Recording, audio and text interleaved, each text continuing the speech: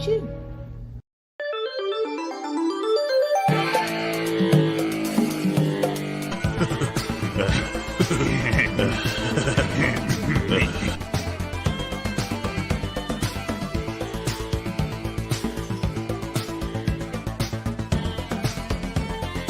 As a channel member, we want to have stuff for you guys. What we plan to do, of course, have those emojis, a bonk emoji. Yeah. We want to do comic strips for you guys to kind of keep our characters and comics out there, keep the creative blood flowing, and just little strips, maybe monthly. Develop notifications, sub if you haven't. We're trying to make the best content we can out here and do something more like a podcast. Let's get out of here. I've had enough of this. Ooh, what a rush!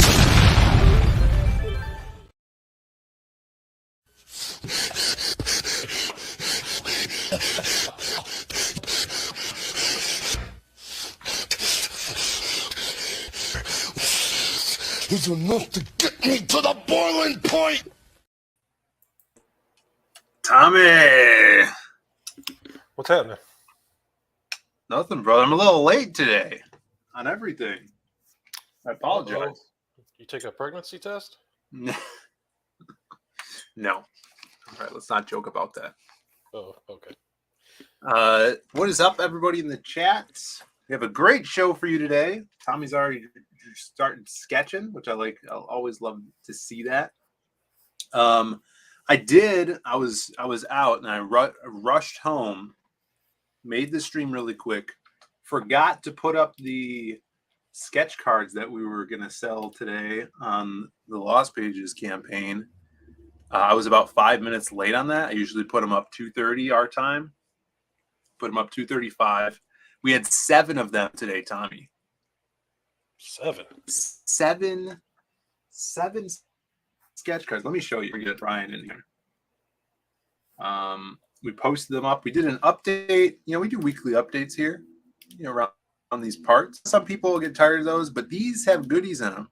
Every week you get amazing sketch cards. As you can see here, these are by Peter Orchard. He did 7 sketch cards. Look at these. Look at these, Tommy.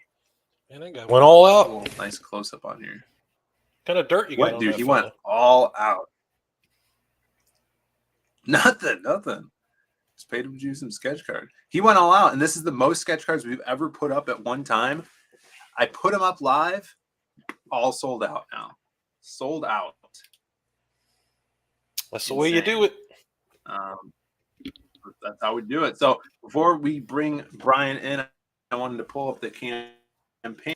Halfway point to $23,000, $22,508, 261 backers. Thank you guys so much for backing. We did do an update today, so we showed off this new kick-ass page of Krim and Jazz getting ready to fight in this underground cage match fight. Kick-ass stuff. Mr. Krim is doing his best Mick impression from Rocky back there, looking like a badass. We got the fan art contest going on, the sketch cards, which are sold out now, and some new stretch goals. We're going to be unlocking a bookmark, double-sided bookmark at 30K with a special guest. I think I'm lagging. Was I lagging there, Tommy? Mm-mm. No. Oh, okay, cool. With special guest artist, a comic book powerhouse is going to be doing one side of the bookmark. So send out the rally cries, let people know to get in and back this bad boy. But that's not why we're here today. We're here to celebrate and talk about one of my favorite writers in CG. Awesome all-around guy, very knowledgeable fellow about this guy knows things. You know, he knows about movies, Westerns, and we're going to talk about his Western book as Tommy draws.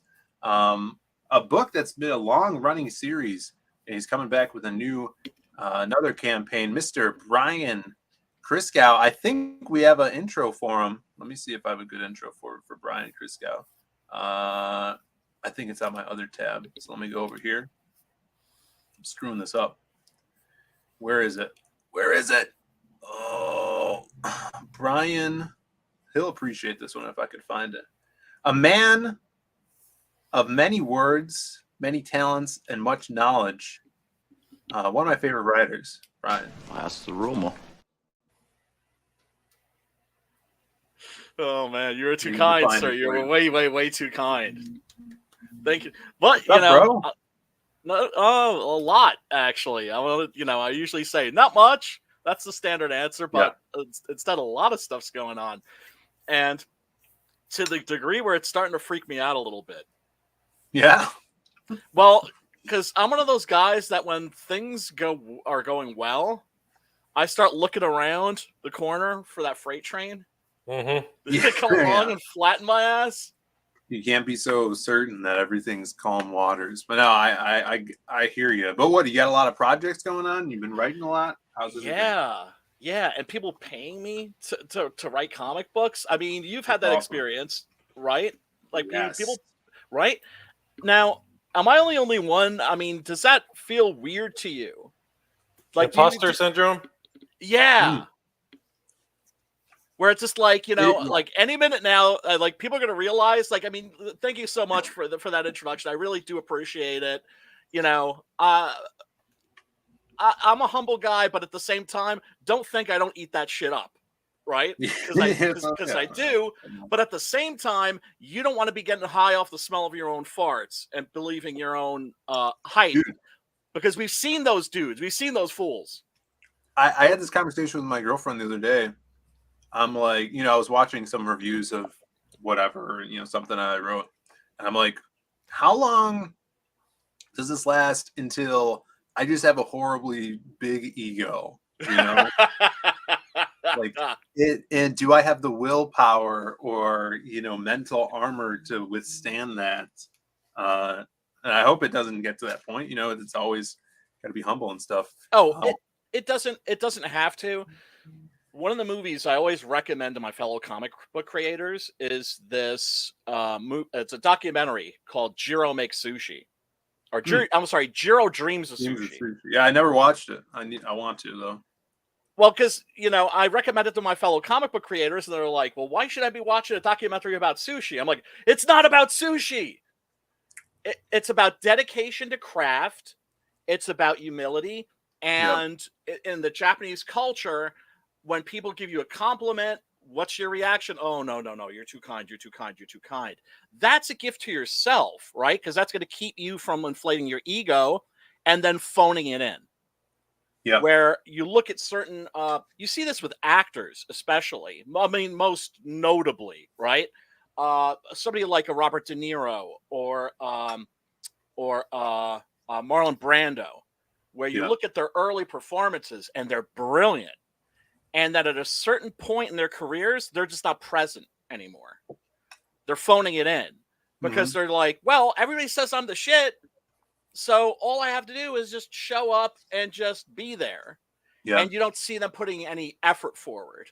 I think that too takes a toll on your relationships with your compadres and, peers, because then you get this paranoia of, oh, this person thinks they're better than me, but they're not, and stuff like this, and that's never good in any space ever. No, it's not. No, it's not. In wrestling, right, which you and Brandon cheat at, I have to add. Everybody, I do have these dirty little holes that I bore into like the walls of the locker rooms. Not because not because I'm doing anything funny on the other side. Doesn't sound gay at all, Brian. No, it's not. It's not. I promise you. It's because I'm looking for dirt, right? And I've seen Brandon and Phill put on like loaded knee and elbow pads. That's why they wear the suits. Yeah. Right? But in wrestling, as you know, in the biz, they have a term called marking yourself. Yeah. Because the fans are called marks. It's carny language, right? Sure. Where basically mark means sucker. And so marking yourself is when you start to get high off the smell of your own farts, when you start to believe your own hype, right? And all the other wrestlers look down on that. Right. They're just kind of like, they'll side eye those people and be You like, know, when really, you never dude? want to be a mark for yourself. You never want to, No, do that. no. Look, let's say hi to the people in the chat. What's up, What up, everybody? chat? Got Creators Outlet in here. Texas Mofo making all those great videos, chronicling the debauchery of CG. We got Tarks9 in the chat. Martin with the mountain bike. Good to see you, brother. If you guys are here for the first time, hit that like, hit the subscribe. Jolly Green, awesome seeing Jolly Green in the chat as always. You're selling these sketch cards way too cheap. You're telling me. Oh, we like to those give are so people cool. original art. Yeah, those are I'm awesome. sorry to interrupt you. Those sketch cards are awesome. And when it comes to like bonus stuff, sketch cards are easily my favorite. The idea that you can order a comic and then get an original piece of art with it.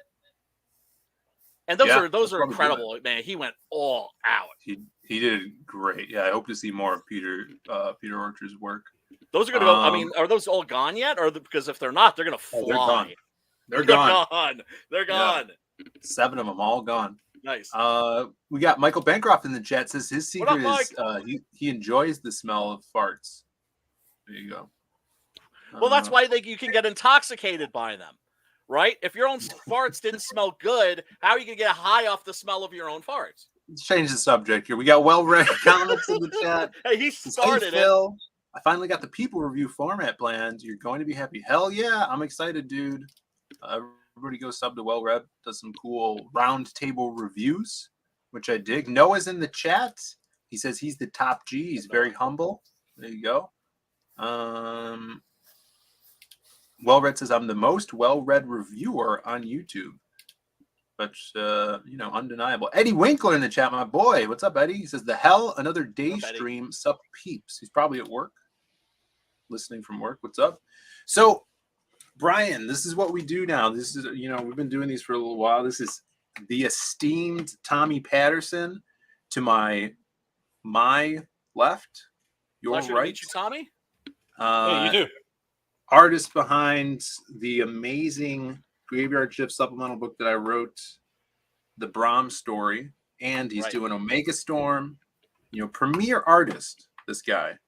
He takes some time out of his day to come on, talk about some awesome books, and do his little sketch of the characters that we're talking about here. Oh man, to me, what I love about like sketch streams is it reminds me of the old days at conventions, and I guess the youngins probably never got to experience this, but back when there were the creation conventions in New York City, you would go and not all of the artists, but some of the artists and Artist Sally wouldn't be facing you. They'd have their back turned to you, and they'd be at their drafting boards, and you could look over like Walt Simonson's shoulder, Mike Zeck, George Perez. You could look over their shoulder, and you could watch them create art live, like right in front of you. And that's what this stuff always reminds me of. And it's something that's kind of like dead from like the current convention world, but is back here. Yep. Yeah. Survive says Tommy is killing it. That's right. Tommy always looks like he could draw the shit out of a gorilla. Oh yeah. Yeah, I love Tommy's big body characters. They're awesome. Art of Roy is in the chat. What's up, Art of Roy? Says, hey, Phill Diaz. I just sent a few samples of my sketch card work for you on Twitter. Thanks for looking. Oh, cool. I'll have to check those out if I have not already. I appreciate that. Pixel Trader's in the chat. Pixel Trader was subject of some controversy last night, which I thought was a joke. Oh, shit. But I didn't know we took a turn into Realityville. But what's up, Pixel Trader? Says, it's why I love Drawn and Quartered Fan Edition. Yeah, that show's awesome. Seeing all the different interpretations of people's characters. Yeah. That's the best, man. Hyper Wizard, what's up, Hype? I saw that in my email. Got my sketch card. Which number in line was I? Honestly, let me check right now. I think you might have been the last one. You were the last one, so you get the last sketch card. You have no choice. Does he feel he got chipped? Does he feel like he got the lesser of all the cards? Well, you get the leftovers, but luckily for you, they're all badass. Yeah, but Jacob would get the last one. Hex Allen in the chat with a new avatar. What up, Hex? Rocking that green. What's up, Hex? Yeah, he is. Yeah, everybody go check out Nephilim Squadron. Yes. These sketch cards you debuted on mail-ins were sweet. Yes, they're all sold out now. But enough of that. Let's get into Sixgun Gorilla, because this is. Tell me about this campaign. And is this the correct campaign? Yes. That's the Volume 2 trade paperback, The Great Silence That's it. campaign? All right, That's it. perfect. Because that's the one that I have in the description. If there's mods in the chat, if you could grab that, pop it in the chat too, and let's take a look at this campaign. And See this here. is my 8th, believe it or not. It's Your not my 8th campaign? Yeah, it is. I actually counted. And this is including, like second chance campaigns on like Kickstarter and shit like that. Yeah. Right. But yeah, when I add them all together, yeah, this is like my 8th campaign. That's insane when I think of it. But yeah. So everybody know that when you back one of my campaigns, you're getting your damn book. And yes, I can attest to that. I think I have all of them now. I have the trade paperback from the previous campaign, and I believe, do I have this one? Or it's the Cemetery Without Crosses, the single one. I think it's on my shelf right here. Let me grab it. But yeah, dude, great reads, and it's just it's such a different kind of like obviously genre than I'm used to reading in comics. Mm-hmm. And the color palette, the art, and really the struggle between characters is really unique to this universe. So why don't you kind of tell your take on Sixgun Gorilla if people haven't grabbed it yet? Thank you. Elevator pitch is a very big ape with very big guns for blowing very big holes in very bad people. It's a revenge western with a gorilla. A lot of people don't really pick up on this, but in many respects, it's Tarzan in reverse. Instead of having a human that's raised by apes, you have an ape that's raised by humans. His tribe is killed. His troop, actually, that's what gorilla families are called. They're called troops. They get wiped out by a big game hunter, and he is found alive, an infant clinging to his dead mother's breast, and is taken and thrown into a cage and put aboard a boat where he's won in a poker game by an Irish carnival barker and a soon-to-be circus owner and ringmaster. And so he's raised in a circus family. And since he's raised in a circus family, and he's not raised as a pet, they discovered that, he has above average intelligence. So he's not raised as a pet. He's raised as a part of the family. And growing up in a circus family, you have to have a skill, right? So, for instance, Abigail, his older sister, she's a horse rider. Like a trick horse rider, meaning, riding on the backs of horses, standing, jumping through burning hoops, that kind of shit, right? And he's trained as a quick shot artist and a trick shooter. So they manufacture these gigantic guns for his gigantic hands. Eventually, we meet his teacher, the guy who taught him how to use a gun in the first place, the Blazing Vaquero Kid. And who's now a priest, but he's like shooting beer kegs out of the air that are being launched by catapults. Fun stuff. They run afoul of some very, very bad people who murder his father right in front of his eyes, and he snaps. And he's somebody with a very gentle heart, but there's that saying. There's like 3 things to be afraid of. One is a storm during the sea during a storm, a night without a moon, and the anger of a gentle man. And no, in this case, would be the anger of a very gentle gorilla. And he sets off on the vengeance trail. Yeah. And if you want a kick-ass Western with a gorilla blasting bad guys, you're going to get that. There's if you want to ever see a saloon brawl. Yeah, go ahead. Sorry, No, that's right. the storytelling and just like the story aspect of it. Saying that it's like you want to see this gorilla blow holes in the people. That definitely happens. But the relationships between him and his human sister that he grew up with, yeah, and when you said it's like Tarzan in reverse, it really is. And that just clicked with me when you said it. It's just awesome story, and like I said, I think a good change of pace for someone like me that reads a lot of like crime or superhero comics, because I love westerns, and you actually do a show on your channel about spaghetti westerns, which is fairly new and has been picking up. It's getting a lot of views. Which is awesome. Which is crazy. Yeah, we did the first episode last week. It's got like 2.6 thousand views. I'm like, what the hell? But yeah, no, I grew up loving westerns, and I also grew up loving giant ape movies. There's an element of King Kong in this. There's an element of Mighty Joe Young. I actually steal a little bit from Mighty Joe Young. I'm not like Quentin Tarantino. If I steal something, I'll confess to it immediately and tell you what it is. Yeah. So as a kid, I grew up loving those two genres. And then when I heard the name Sixgun Gorilla, right, because it's a public domain character, right. I was like, I have to read that. I have to read that, like yesterday. And then I found out that it had been out of print for like 70 years. And that the only 2 remaining copies were under lock and key in a museum in England. And I was like, fuck, I'm not going to be able to read that now. And That's crazy.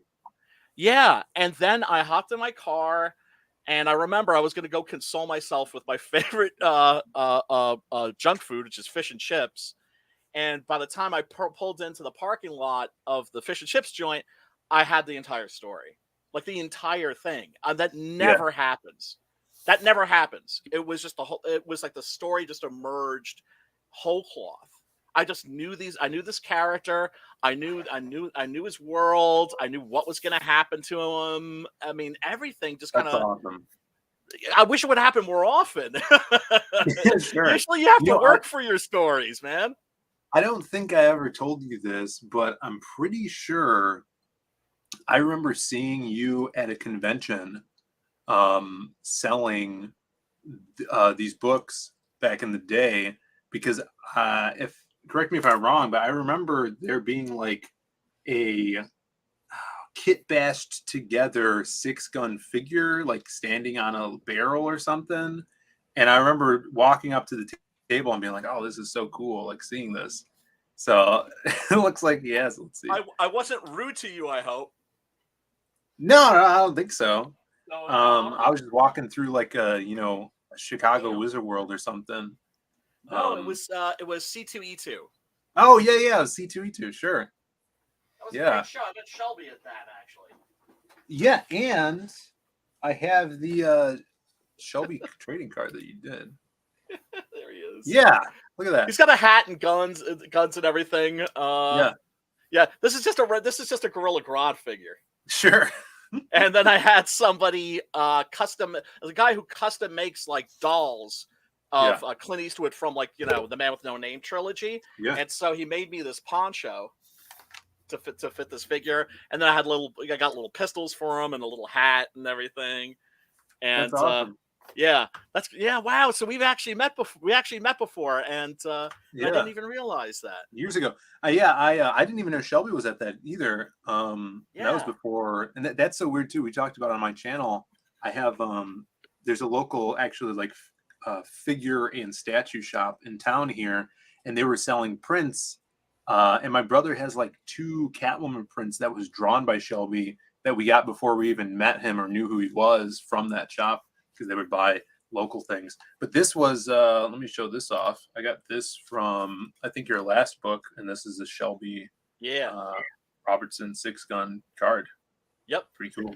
Yeah. The back is blank, so he can sign it if you if you ever run into him at a convention. Yeah, I'll have him do like a sketch on the back of it one day. Oh, that would be badass. Be awesome. Yeah, Shelby's awesome. He's so good at that stuff. But yeah, Sixgun Gorilla. I was pulled these out too to show off. to the fine people to prove that you do in fact deliver. So this was the big gun down. Yeah, man. Awesome comic, and that's this is the newest issue, right? That was available. Yeah, and that's the last issue that's drawn by my boy Adrian Sibar, who unfortunately is no longer with us.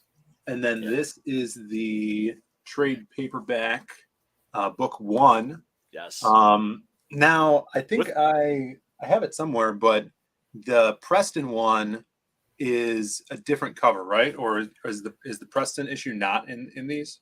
The Preston issue is not in those. It's Preston has only done issue 8. Okay. Cemetery Without Crosses, and that's the one actually with the limited edition Kanan White cover. Oh, awesome! Yeah, Kanan's a beast, man. And Yeah. what made me really happy was he was really happy with the colors on that, because you know when you're working with artists, you want them to be happy. You want them, You don't want them to be like somebody just threw up all over my beautiful art. I love the layout of this too, because it's like a comic page. Yes. You know, it's almost sequential art, but it's also like a montage, and is just so unique to this cover and the campaign. And I'm like, look at, he's standing like on top of these giant rounds. I know, Like, it's so badass. wow, it's Unfortunately, people can't get that anymore. That's limited super edition. badass. I'm glad that I have it. I cherish it. And then also, look at this, guys. This was from the previous campaign as well. It's original art from Preston. Yeah, boy. Original pencils. So I made sure to pull this out too to show off. Oh, nice. So let's talk about what people could get in this campaign, and sure, if there's any new stuff and what's going on with it. Let me pull it up again. Well, there's something for everybody. Also, the first thing I should mention is that if you're new to the world of Sixgun Gorilla, you can download a digital copy of the first issue for free. Oh, wow. Awesome. That's something I always try to do. It shows confidence in your product.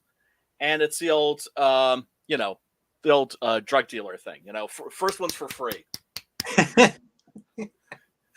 And got dark.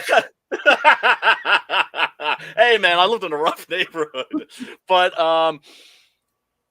so if you're new, you can get the volume 1 and volume 2 trade paperbacks. If you're a floppy person, you can get all floppies. If you have the first trade paperback and the floppies, you're going to be able to buy issues 9 and 10 as floppies. In other words, this is my very long-winded way of saying you are not ever going to have to pay for a story that you already have. Like one of the things I would never, ever, ever do, I consider like a cardinal sin as a comics creator, is double dipping. And I would never double dip. I mean, even doing one variant cover on the last issue made me feel a little funky. Oh, yeah. So I just realized this. So issues 9 and 10 are here. Is this the first time they're being available? Yes. Awesome. And he's in the process of drawing number 9. Yeah. This is the Shelby cover too. Oh, well, I mean, those are the temporary covers. I mean, I might be using those as the covers, but they also might be different. Because I think Preston wants to do one for number 9 because, spoiler alert, you've got some Gorilla Zeppelin action in issues 9 and 10. And so I know he can't wait to get some awesome shots of Kumba, our 6-gun gorilla, on fighting bad guys on a Zeppelin. That's awesome. So this is why I love your campaigns, because you can get all the old stuff and then the new stuff. So like with someone like me, I got the first trade, I got issue 8, and so I could just get this 9 and 10 issues, and they come as floppies too. So like floppy for your collection, and then also you do collected stuff as well, which I really enjoy. Thanks, brother. I really appreciate it. I've been super lucky because when I created the series, I didn't know if people were going to vibe with it, because you don't know, right? Yeah. The same way with the Lost Pages. It's like, did you think that Crimstone was going to be like one of the breakout characters? No, I mean it's so different coming from a writer's standpoint because we know much more of the story than the reader does, right? At that Right. time. Right. And so like I thought in the long run, like Wild Card would be the breakout because he has a lot of in-depth story and it goes on through decades. Yeah. But no one knows that yet, right? Like they Right. only know a snippet of his life. Yeah. So that the connection, I would say Crimstone was the character I was most worried about people connecting with. Kind of stressed out about it. Like, oh, am I going to be able to pull this off? But yeah, you're Interesting. You're totally right. Where it's like, I could see it, writing a Western book with a big gorilla being like, how is this going to land? But Well, you get all these awesome reviews on it. I expected it to land with certain people, right? I thought certain people are going to really love this, but I didn't expect like everybody to love it. I mean, that just kind of blew my mind. And I think why people really connect with this series is because they connect with it on an emotional level. Because if you want to see a gorilla in a saloon brawl, if you want to see a gorilla blowing holes in bad guys, if you want to see a gorilla riding in a mining cart with a Gatling gun, mowing down like a literal army, you get all that stuff. But you also get a story that's made with heart and emotion, and you connect with these characters. You care about them. Yes. That's what people tell me. And that's what I was going for. But once again, it's like, I can never judge my own work because it's right on the end of my own nose. I don't know if it's any good. Mm-hmm. And, as writers, we are always afraid. And I think artists have this too, where you're afraid of being like one of those people on the American Idol tryouts where they're like caterwauling, but they think they sound like Pavarotti. Right. You don't know. And that's the thing with being a writer. It's you don't know until people ingest this stuff and can let you know. And then on top of that, a comic writer, you have to have a partner there to basically bring your vision to life and add to it. Yeah. And then after that step, then you can get feedback and stuff. Yeah. Let's look at what Tommy's doing here. Let's see. Tommy. Yo. Oh shit. Oh, nice. It's got a Browning. There you go. Oh wait, no, it's not a Browning. No, it's a Gatling. Gatling gun, man. Yeah, I was trying to figure that out looking at the one image here, so just kind of making it up. And the hat's like flying off his head. I love it. It's awesome. He looks pissed. Yeah, man. How do you feel about gorillas, Tommy? I was a real big fan of Harambe. Oh, rip. Oh no. Can we get some F's in the chat for Harambe? Yeah, man. Yeah. Ohio was never the same after that one. D words out for Harambe. I was developing a story with a gorilla in it at one point. Really? Yeah. Are we going to see that at some point? Probably not. Oh, it was a gorilla that had he figured out that the world was controlled by AI. This thing was like 10 years ago. Anyway. Yeah. Okay. Yeah. Who knew? Well, yeah, but it's not like they're like, for instance, I have a werewolf book I've been wanting to do badly, right? I can't do it because there's a proliferation of freaking werewolf books. Yeah, you just gotta wait on that one for a little bit. You gotta wait on it. But it's not like there's a proliferation of gorilla books. Yeah. No, see, notably, I am not a fan of gorillas in media. Okay. I'm not a big forgive Gorilla you. Grodd fan. What? Nah, I don't like Gorilla Grodd. You know who I like more than Gorilla Grodd? The Ultimate Humanite. Oh, the Ultra Humanite, and then there's Monsieur Malat. See, I do like him because he's got that brain guy, Doom Patrol stuff. But I like Six-Gun Gorilla. I don't know what it's about. I mean, I think it's because of the cowboy guns. Cowboy guns, the poncho. Badass. Another thing that people really like is the fact that he doesn't speak, because that's one of the questions that people always ask me. Does he talk? I'm like, he's a freaking gorilla. No, he does not talk. Yep. And that was something that was the most intimidating thing about writing this story was like, oh crap, I'm gonna have a hero that doesn't speak. but I thought he's still going to be able to communicate. But that also depends on the artist that you're working with. Are they going to be able to convey emotion? And I've just been super duper mega lucky in the people that I've worked with. By issue 7, Adrian and I, we developed a real good shorthand. And when you know how this works. When you're a writer and you're working with an artist, it becomes kind of like improv jazz. Like they'll come up with ideas that will then give you ideas that makes you'll change the dialogue to reflect their art, and that's when you know that you're cooking with fire. Yeah, it's the best when you have that flow. And then, a lot of the times if I'm working with an artist that I've worked with before, especially on that same character, I'll be like, all right, what do you want to draw? Like, what gets you excited to put, the ink to the paper? And then I'll see if I could do some gymnastics and get some of that in there. Because you want it to be fun for everybody working on this thing. Yes. It's so. I feel that that's so important. Like I wrote this thing for Preston that hopefully he's going to start this year. We'll see. Yeah. And I knew like he want one of the things. I mean, I it's like it's Preston. I got to draw some gnarly demons. I got to draw like these like badass post-nuke motorcycle gangs on these like futuristic motorcycles and crap. Exactly, because you want to make sure that your artist is having fun. And if your artist is having fun, guess what? Your reader is going to be having fun too. Yeah. Because that joy, that enthusiasm, it's going to leap off the page. Mm-hmm. Oh, definitely. That's looking awesome, Tommy. Yeah, it is. Looking badass. Yeah, it is. Hey, if you got any questions for Brian, struggling today. You struggling? How are you doing, Tommy? I don't know, dude. Just ain't got it in me today. Yeah, I'm kind of with you. I'm tripping over my words and all kind of like, you know what it is? I'm off my ADD medication. Like there's a national lack of Adderall, and that stuff kept me on point. I was just taking. It's not like I was taking a lot. It was a teeny tiny bit, and without it, man, yeah, I'm kind of all over the place.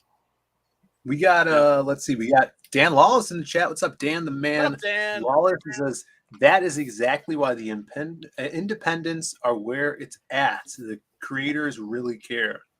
Yeah, these are passion projects. These are passion projects. Now, I remember Phill was thinking like, "Oh man, you're really gonna like the Masquerade. That's gonna be probably your favorite character." Yeah, and I love the Masquerade. Don't get me wrong. I did love that. But like Crimstone was the character I was least interested in, and then became my favorite. Yeah, right. Snuck like up we on see you. him, we see him up there in the corner, and I'm just like Crim. Oh yeah, he's awesome. Well, we're gonna get a lot of Crim in this next book. It's gonna be awesome. Oh man, can't wait really for it. excited. Can't wait for it. And you got a nice cover coming from the Biz. Oh yeah, dude. The Biz are amazing. Love that dude. Yeah, I sometimes I wake up and I'm like, how did I get here? That's so cool. It's we got cool. Nick Gear in the dude. chat. Hard What's up, work. That's Nick? how you got here. What up, Nick? Thanks, man. But yeah, dude, Thanks. You busted your ass. That's how you got here. You did the work. I think it's That's just my Latin charm. Yeah, a little bit of that too. A little Machiability. Dashing good looks. Yeah. It doesn't hurt. Cheating at wrestling too, So paying the refs for that quick 3 count. So Brian, what could we expect in the new stories? So like 9 and 10 is new content we're getting.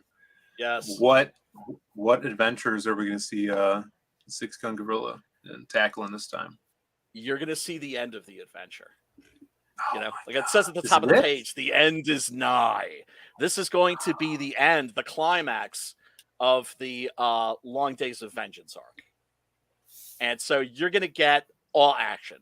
You're going to get all action in issues 9 and 10. Gorilla versus Zeppelin action. And also a denouement that will hopefully leave you feeling satisfied and moved. But yeah, lots and lots of action. Lots and lots of action. I mean, we had a lot of action in, and of course, the big gun down. One of the things that that I do with each chapter is each chapter is named after a spaghetti western. That's right. So this one, issue 9 is called The Great Silence, and Cemetery Without Crosses was issue 8, and in that you find out what the Cemetery Without Crosses is, which is a game room full of stuffed animals, including Kumba's father. Sorry, spoiler. Yeah, that was savage, man. That was some savage stuff. Yeah, I mean, at a certain point, you start to feel like a sadistic god. You know, it's just like, I've kicked the shit out of this character. He's lost 2 families. And he just keeps getting his ass beaten. Well, it just raises the stakes. You know, does. I wanted to show some pages off. Stuff. Oh, thank you. Beautiful. Oh, thank you, Adrian. And there's Giuliano Schmidt, one of our heroes, modeled after 2 spaghetti western actors. It's a combination of Giuliano Gemma and Terrence Hill. Look at that. Great smoke work too. I know. And the sound effects in these issues are really, really well done. Yeah, he did not want a letterer doing that stuff, so he put it in the art, and it just worked beautifully. Oh, yeah, it worked. Yeah, a lot of this with the coloring as well from these issues reminds me of kind of like Kelsey Shannon's style, like how I would envision he would tackle this character and story. You know, these, just the colors and the softness of things in here. Yeah. And it's a night scene, so he's using like lots of blues. Right. It's a cool colored, and then it pops with the red. Yeah, man. Of the munitions, so really great stuff. Yeah. He was a major talent, and he was leveling up, and that's one of the things that's always fun and exciting to see artists leveling up. It's one of my favorite things in this scene is seeing people leveling up. Sim's leveling up, freaking Preston's leveled up to the point where you're not even like, oh, that's so, you don't look. I used to look at his stuff and be like, oh, that's so Bisley. Oh, that's so Frazetta. Now I look at his shit, I'm just like, that's so Preston. So yeah, he's going to be bringing his A game. He's getting his own style. Yeah, I love seeing that. Oh, it's so much fun for sure. Well, it's just cool. So you're doing a volume 2. Oh, sorry, I'm on. No. Go ahead. You're doing brother. a volume 2. And so what is going to be in the volume 2 collection compared to the volume 1 collection? The volume 1 collection collected issues 1 through 6. So the volume 2 collection will collect issues 7 through 10. Awesome. So that means you guys, if you have everything else like I do, you either get 9 and 10 in an issue, or if you like that thicker trade paperback collected with the previous stuff, you can get volume 2, which I have volume 1 as well. Is there an add-on? Would I be able to get volume 2 and the single issues 9 and 10 if I wanted to? Absolutely. Is that possible? If that's not the case, I'll fix it. And that's the other thing too. I'm very responsive. If people tell me that they want something on a campaign, I'll create it for them. That's fine, because I'm all about customer service. We ain't nothing but a gnat on a dog's dick without our backers. Let's face it. And so the customer is always right. Hell yeah. Yeah. And there's a wanted poster that and the 6 a.m. sticker, which we already had a 6 a.m. sticker, but it was it was smaller than I expected. So this is gonna be like a nice big one. Yeah. Because who wants a small sticker of a gorilla? Here it is. Oh yeah, there it is. That's tiny. Come on now. So that one's going to be significantly bigger. Talk about this. Yes, the 10K stretch goal. And we're almost there. We're like 3K away. So pay attention to this, guys. Yeah, man. when we hit the 10K stretch goal, we're going to be including a ash can of the Doc Alpha, Doc Salem Six-Gun Gorilla crossover, right? So that's S.A. Rivera, a.k.a. Lit Devil's character, Doc Alpha, Preston's Doc Salem, and Six-Gun Gorilla all in a wacky adventure together. That's crazy. Have you written that already? Well, no. This was Preston's idea, right? And he was like, okay, I'll write chapter 1. So this is kind of like an experiment. This is why also it's an ash can and it's not like, a hardcover book or something like that, right? Because we don't know where this is going. As a writer, I pride myself on always having my ending, right? You can always change the ending once you get to it, but you have to have your ending when you start writing, when you start telling your story. We don't have the ending. So Preston already did chapter 1. That was in the first issue of Doc Salem. I think was maybe about 5 pages or so. And so he's been waiting for either me or for SA to do the second chapter. So this is going to be like the second chapter, and then it's going to go over to SA. And I'm assuming that this is probably going to have the first chapter and the second chapter, but we'll see. Regardless, one thing's for sure, it's going to be fun. It's not going to be boring. Cool idea. Like, I love the ideas of crossovers. We share a reader base, which is awesome, and then also that helps everybody out that's involved in being like, hey, look at these characters when the new stories come out. So I think it's a good way to kind of raise each other up and create something a little kind of like a pocket dimension thing that people could have. And I actually think that Ashcan is actually a perfect way to do that too. So it just made the most sense to me. And man, and then also there's going to eventually be talking to Ray from 656. We're going to be doing a Man Dog Six-Gun Gorilla crossover. Ooh, and that's going to be awesome idea. That's going to be fun because we've already agreed, like, okay, well, who's going to enter whose world? Yeah. And we agreed like right away. Oh no, Six-Gun's going to go into the Man Dog's world. He's going to go into the Cryptidnals world. It's going to be a horror Western comic. Dude, that's going to be cool. I know a lot of people really loved Man Dog from that series, and that would be a perfect crossover. Dude, I gotta say, people say like I'm the most underrated writer in CG. I disagree. I think it's that dude. I think it's Ray. I really do. I think that guy's brilliant. The Cryptidnals, I was expecting to be good. I didn't expect it to be mind blowing. I didn't expect the Tolkien-esque level of lore and emotional depth too.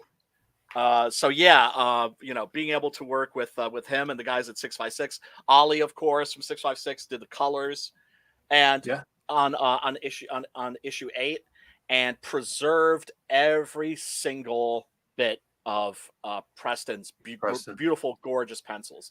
Because I don't know if you do this, but when you get the pencils, are you like me, where you go, this is so beautiful, like, can we just print it like this? Like, really? Do we have to cover this up? Sometimes, I mean, it's awesome to see the process. Like, it is. Even sometimes the layouts. Oh no, Tommy died. We lost him. He'll be back. Sometimes just the layouts are like mind blowing. Where I'm like, wow, I wish I could make another book that's just of the layouts. Yeah. Like, hopefully, when we get like more backers and stuff, we could do little books like that. But just seeing that, just from an artistic standpoint, is so cool. So we got Bobby in the chat. What's up, Bobby? Admiral Wackass is here. What's up, Admiral Wackass? What up, Admiral? Bancroft is still here. Luke, what's up, Luke? Gray Wolf is here as well. 80s Made. What's up, 80s Made? Good to see you, brother. Holy Hand Gray is also here. He says, those are food to stick on the pumps at gas. Oh, those stickers are for the pumps at gas stations. Yeah, I guess you could put your Six-Gun Gorilla sticker on there. For sure. Scrolling up, Jay Ryan is here. I don't know what happened. Let me see. All right, Tommy is gonna be posting that awesome Sixgun piece. He had to dip out for a second. That's okay. Really quickly. I don't know if he's coming back though. Let's see here. Henry Bemis is here as well. What's up, Henry Bemis? Jimmy Reyes. I think I saw a young Shane Davis was in here earlier. I don't know if he still is. It might have been one of his clones though. I couldn't tell. Sketch clones. Oh yeah. Shane's got a bunch of clones. Damn. I wish I could afford clones, don't you? Yeah, that'd be cool. But he's got them running around. They'll probably turn on us anyways. I don't know if it's a good thing. No, that's a good point. That's a really good point. You don't want like more of him running around. Yeah. But if you guys are just tuning in, we're talking to Brian Kriskow about his new Sixgun Guerrilla campaign. And if you guys have gotten the books in the past, there's new issues. The final chapter to the this arc, the Long Days of Vengeance. That's right. With some amazing art. And so Preston's finishing this arc up with issues 9 and 10. Is that right? Finishing that up, which is going to be sick. He's working on a bunch of stuff. Like, oh my God. Yeah. Preston's like, I mean, that's the thing. It's like Preston now, he's become the rock star I always told him that he was going to become. Right? Because my attitude of Preston was always, that dude's a rock star. I want to get as much work done with him as possible while I can still afford him before he realizes that he's a rock star. Yeah. And, man, and also a joy to work with. That's one thing I can't stress enough for anybody that's in this business. Be fun to work with. And the artwork that he turned in on 8 was, all pencils. Like he sort of inked, quote unquote, in pencil. Yeah. And it just, he over delivered. And now, of course, he's leveled up. And, I can't wait to see what these are going to look like. And I'm also going to be excited to finally, I'm not saying I'm never going to do more Sixgun Guerrilla at some point. If I do, it's probably going to be part of the expanded universe. That's to say, I'm probably going to do a story. I have a story I want to do. That's going to be like a kind of like Magnificent Seven of the Weird West, where I'm going to have all these characters, and Sixgun Guerrilla is going to be in it, but he's not going to be like the focus. He's going to be part of an ensemble. Cool. That's really cool. No, and I think too, like I am very excited to see your other ideas, because you've been doing this. You've been working on Sixgun for so long. Yeah. Everybody knows you connected to this IP. And I want to see, hear your other ideas and kind of see some other genres and stuff from you as well, which I'm excited about. Yeah, I'm excited at the idea of no longer being the gorilla guy. I mean, mind you, if I remain the gorilla guy for the rest of my life, that's cool. I can accept that. But I've got so many other books in different genres that I want to do. Another thing that you wrote that I really enjoyed was your short story for the Kill Journal. That was awesome with Maxie, dude. From Maxie's story. You to Mr. Crispy, right? That was his name. Yeah. Yep. What a great name for a bad guy. Everybody really liked that. I remember Adam was telling me, he's like, man, people love Mr. Crispy. I'm just like, oh, cool.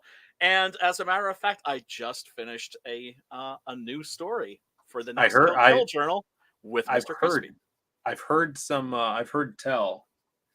Now I might know some backroom knowledge of that. Yeah, and he just killed it. Just delivered this absolutely beautiful art. And then everybody who read it was telling me that they really loved, they were really haunted by this final panel here, where you see that Finch's shadow is like a dog. Like a dog. Shadow of a dog. Yeah. And people were like, oh, dude, that was a genius move. I'm like, yeah, that wasn't me. That was all Maxie. No, that's perfect. Yeah, if you guys aren't aware, The Kill Journal is this awesome book Adam Lawson put out probably like a year and a half ago. Yeah, man. And Brian got to write an awesome short story about this character Finch, right? Is he in Mexico? He's like along the border. Yeah. He's like in El Paso. So his dad runs like a dog fighting tournament and underground dog fighting, and so the dog I think his dog dies during it, and so he makes his son. He throws his own son fight. into the ring. Yeah, his son is now the dog fighter. It's crazy. And yeah. And I always enjoy doing research because I'm like Chuck Dixon that way. I do my research on whatever I'm writing. Even though I know I'm not going to use 98% of it, it's just great to have that foundation. And it gives you peace of mind that you're not going to get shit wrong. I did not enjoy doing that research about the dogfighting world. It's like satanic. I mean, those people are like the very scum of the earth. And I mean, actually, what just fell out of here? Check this out. Oh yeah, that's a Preston piece, right? That's a Preston piece right there. Really cool print. Yeah, man. Yeah, the muscles are great. Yeah. But people like the story, so I'm once again grateful. Grateful that that people like my stuff. Oh yeah, it's great. I can't wait to see you do more. We got Dark Lord Fudd in the chat. It's good to see you. Hope everybody's having a good, what is it, Monday? Yeah. Monday already. Start of the week. Jay Ryan says, one day, I hope to have Ted Danson as a channel member. Yeah, that would be Are you cool. hoping that he'll come on and do his blackface routine? Is that it? Maybe. If you're not channel members, look into it. We got some awesome emojis here. We also do exclusive updates for channel members and comic strips. We actually started doing comic strips of the Masquerade, kind of expanding on his lore, but in old school like comic strip style, like the Phantom. Alan's been drawing those. I got to write up a new one. I've been slacking because the campaign. He says Dark Lord Fudd says, how's the Lost Pages coming along? Very good. We actually just did an update today on the progress. Ricardo, who's doing our main story, the Crimstone story, he's working on 6 layouts for this week. I'll probably have them today to approve, and then he's going to be off the races doing more pages. I think so far we are through, I want to say 32 pages penciled and inked. A good amount of those are colored as well. Nice. And we have a kind of a backlog that are being colored. So we're trucking along, still good for everything. And actually Dan Dahl just finished the prologue. So he sent me a layout for the first page of the People Ash Can, which I guess I could show. Let me show it off. You mind if I show that off, Brian? What, dude? It's your channel. Why are you asking me? And the answer to that is hell yeah. Everybody loves that character. I know Preston especially loves that character. Yeah, I was really surprised. Like Preston was all about the silhouette and the people. Yeah. So this is just the opening page, just layout. Like this is rough layout. How Dan sends them to me from the People to Ashcan. So. And then, of course, page 2 is going to have a big, nice spread for the title page. I love doing stuff like that. So this is just like an intro. Dan really loved those big old boobies. Yeah, nothing wrong with that. Nothing wrong with that. And once again, give the fellas stuff to draw that they like. When Preston drew Abigail, he gave her like an extra 10 pounds, and it all went to the right places. That's right. I remember that. It's such a brilliant. I just wanted to say it's such a brilliant idea because obviously the inspiration is Daredevil, right? The idea of a defense attorney who's a vigilante at night. This is a guy who has to sit there and listen to all this shit and draw. Is just sitting there drawing these people. Yeah. And you know that inside there's just this pressure building and building. He's just getting squeezed and squeezed and squeezed and squeezed. Yeah. And and then pops off at night as the People. So we learned, if you guys haven't read the first People story, plug your ears now. All right. So for everybody else, we learned that the person that saved him in the beginning of the story, the person that is killing all these criminals is the Silhouette at the end of the previous issue. So now this one starts off, internal monologue. He's drawing something on his lunch break. the his coworker comes to get him because he's got to go back into court for work, and he leaves his napkin down on the table. They walk away, and you see he was drawing the silhouette. So like now he's contemplating about who is this character, and then these characters are going to meet again, and we'll see what happens. So that's kind of the first page that sets up this issue. Oh, I can't wait, man. Awesome It's gonna be badass. Yeah, so fun. So I got that today. Just every morning is a treat when I get a message from these guys or an email, seeing more work from this. It's just so fun. I love it. It is. So it is. That's the project. And that's another thing I have to emphasize. If you're not having fun doing this shit, do something else. Do something else, because if you're not having fun doing this, you're doing it wrong. It's like, this is work where if we're not having fun like little kids, like, we're being unprofessional, which is great. I mean, dude, we're making comic books. How cool is that? Yeah, it's so cool. And to be a writer, to see your script turn into layouts and then pages and then colors, and it's just a treat. It really is. It really is. Yeah. And you've been doing Sixgun for so long, like we said, even from the con days before pandemic stuff. Like, that's how I remember seeing you put this book out. So guys, if you dig Westerns, if you dig big muscly gorillas getting revenge, a good spaghetti Western revenge story wrapped up around a badass gorilla, you guys need to grab it. Some of the best writing out there in CG, and such a great catalog too, because we talked about how a lot of these books, it's just 48 pages, and then you read it and you're waiting for a long time to get more, and you're waiting a year or more. This one, he already has his back catalog, so like the first volume, it's so many pages. Like, it's what, 6 issues, you said? Yes. Yeah. In one volume. Yes, with all the covers. And that's amazing. Yeah. So you could get this whole story arc, which is a total of 10 issues, for $50 here, just in this featured perk. And that's 2 books, multiple pages. It's great value for your buck, and an awesome story. You'll go on a roller coaster ride, be transported to the Wild West. So I would more like the Weird West, but thank you, dude. I appreciate that. Yeah. Definitely, man. Yeah. So link is in the description. People are dropping it. Thank you, Henry Bemis, and all the mods that are dropping it in there. I'm actually working on a Weird Western, Brian, as well. Ooh. I'm really excited about that. Do tell. It's totally separate from any of our other IPs. I think it's something that could stand alone, and it's a blur of Western and fantasy. And I mean, I'm a huge spaghetti Western fan as well. And it's something that I think will catch a lot of people's eyes. I've been talking about it to, like, in back rooms and stuff for maybe like 2 years now, but I finally got an artist, and we're going to start with something simple, like it's going to be a 12-page ash can, just to introduce the idea, the character, the setting, and an introduction to the story.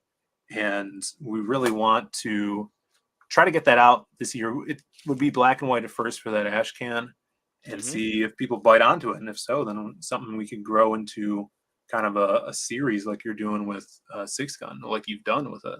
Hell yeah, man.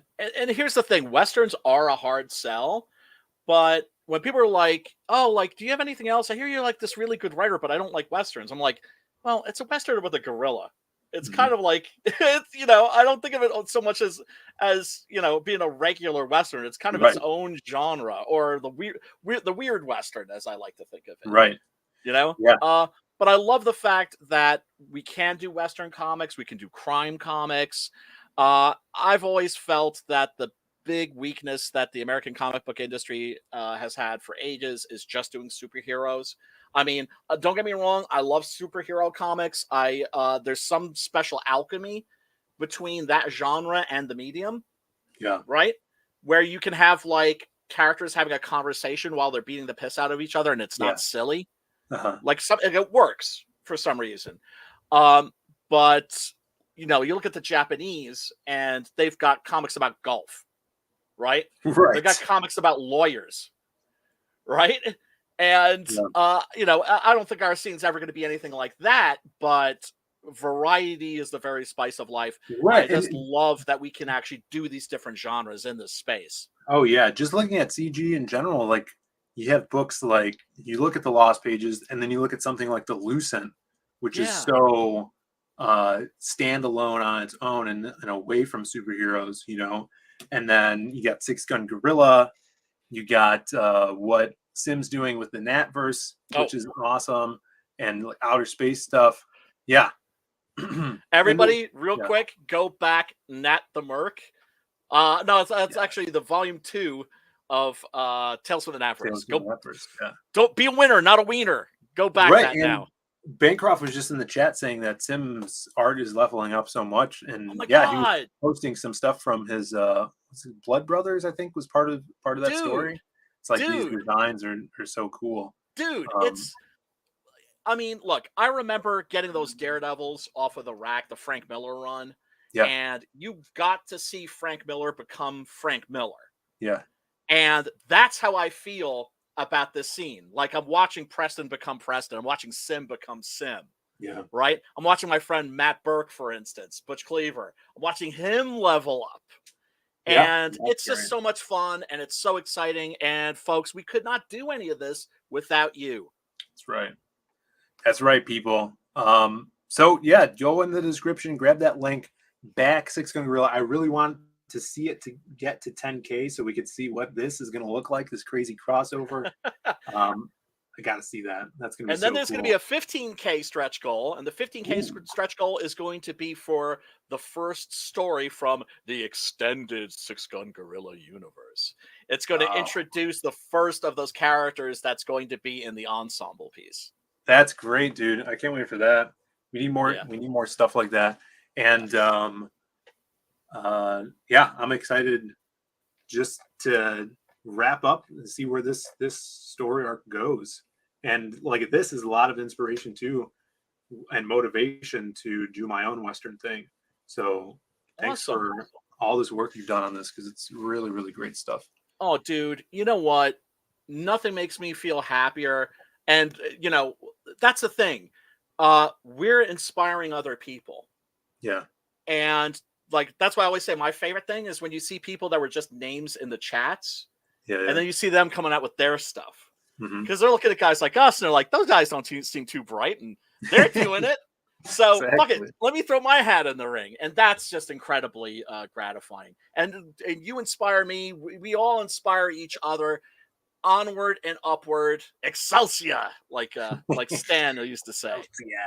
Yeah, man. This is so much fun.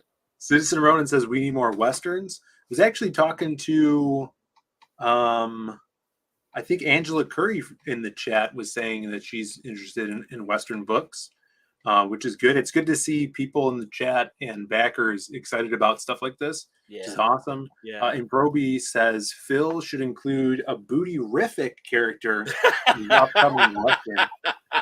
Well, what does that mean exactly? We need a precise definition of booty-rific.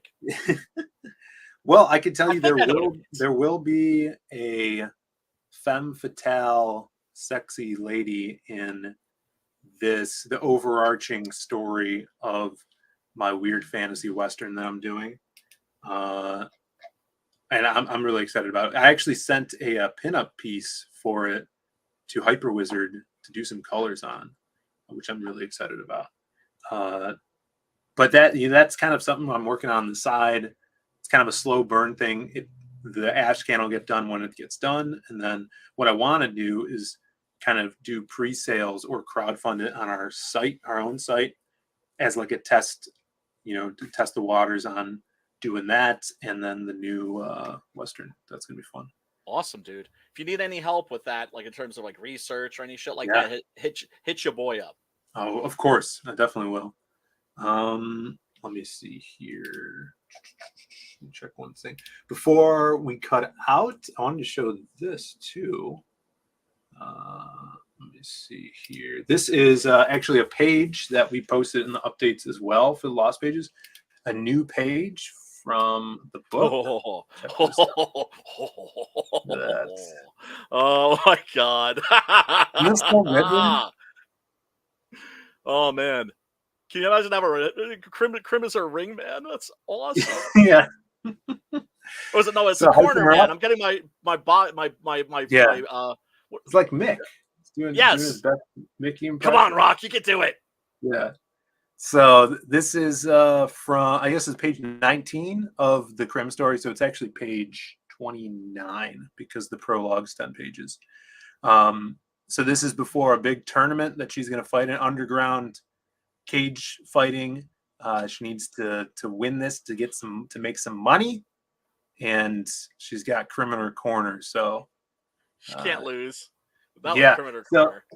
you know, as I'm working on this with Ricardo, just coming up with more ideas to kind of push Crim's personality forward. You know, he kind of has that wacky Looney Tunes-esque mask type personality where, you know, he's doing, you know, kind of funny impressions and trying to be wacky and stuff, but also is this hulking badass monster that never blinks an eye at a fight.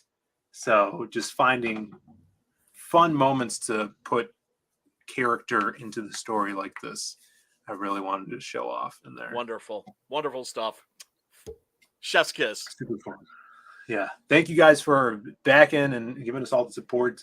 And go on over, like we said, Sixgun Gorilla, great new content with issues 9 and 10. And if you guys haven't read this, some of the best CG writing out there. Grab volume 1 and 2. Thank you. Like I said, what a great value. Some hundreds of pages for just $50 on here. Link is in the description. People are dropping in the chat. Thank you. I guess that's it, Brian. Where can people find you? I know you're doing streams more. Talk about that too. I am. Plug your channel. Yeah. You can find me, of course, on the Facebooks, on the Twitter at Brian Christgau, and also you can check out my my YouTube's channel at Brian Christgau. I think it's 1415 or something like that. But on Saturdays, I do the horror movie club with my friend Matt Butch Cleaver Burke, and on Mondays, like tonight, the Spaghetti Western Jamboree, where we talk about spaghetti westerns. And Perfect. yeah, tonight we're doing They Call Me Trinity, which was the movie that actually a lot of people say killed the spaghetti western. Now, so that's gonna be interesting. Is this the one that kind of almost parodies spaghetti westerns? Not almost, it does. It does. Okay, that's the one I'm thinking of. Yeah. It's not the first of a Bud Spencer Terrence Hill movie, because they had done a trilogy before that as these characters Cat Stevens and Hutch, right? And those are proper spaghettis with a teeny bit of humor. And then They Call Me Trinity was the first like all-out comedy, like slapstick shit.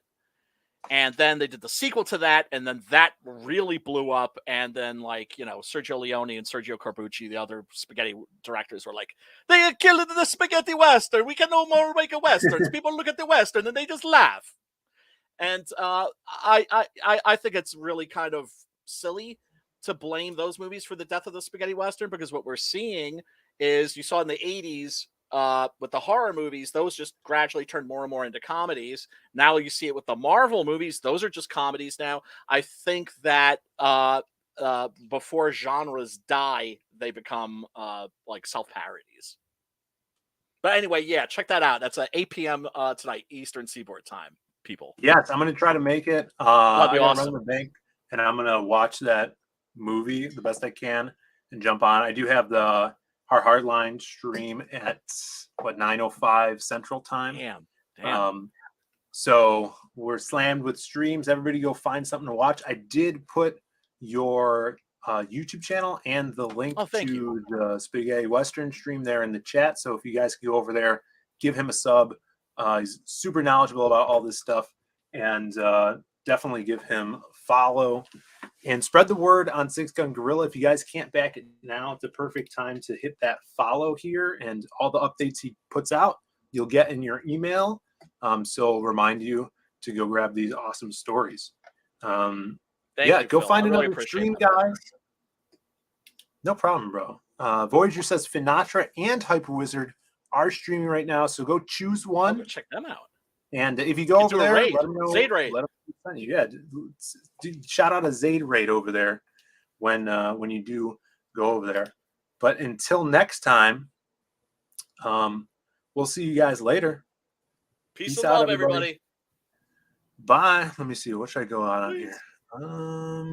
There you go. She got a great ass. And you got your head all the way up it. I want you to know it's over.